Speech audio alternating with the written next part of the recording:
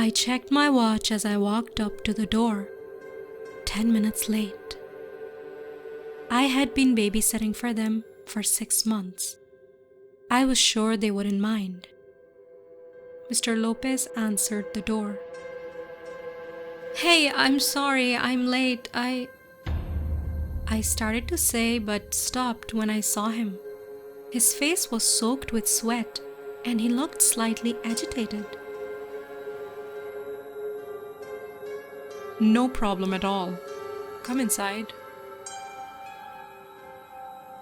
In the kitchen, there was only a single light on above the table.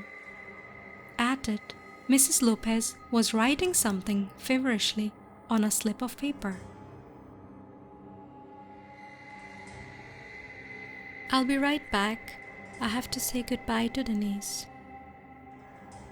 Denise was their 1-year-old daughter, who I had been watching for them. She disappeared into the darkness of the hallway, heading up the stairs. "What movie are you seeing tonight?" I asked, setting my bag down on the table. I don't know. I guess we'll decide when we get there." Mr. Lopez was shifting from foot to foot, looking more worried by the minute. I noticed a cut on his right cheek, dribbled with dried blood. "Are you okay, Mr. Lopez?"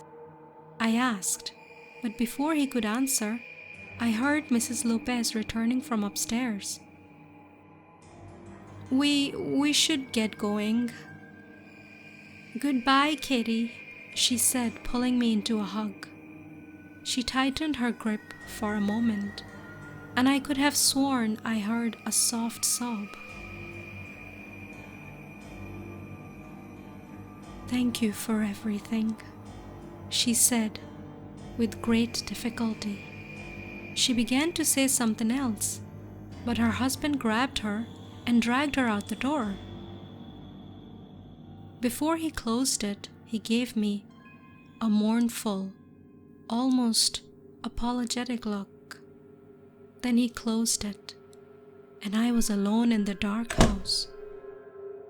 I thought about going out and talking to them more, or maybe even just leaving. But in the end, I decided to stay. Not turning on the lights so as to not startle up Denise, I climbed the stairs in the dark and headed into her room.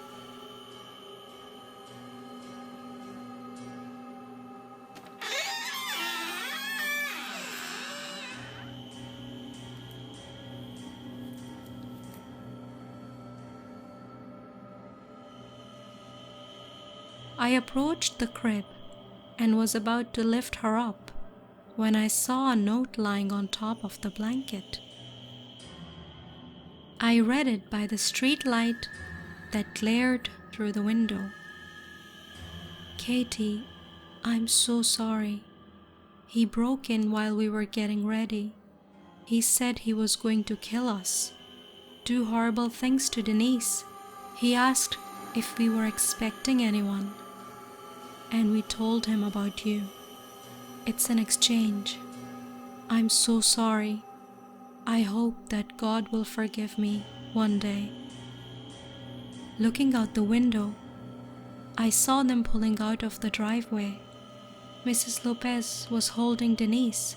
She was crying while she waved at me, sadly.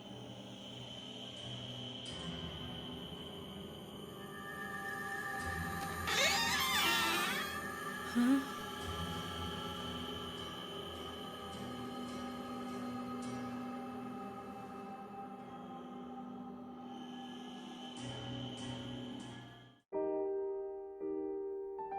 Hi everyone, thanks for watching. I hope you enjoyed the story.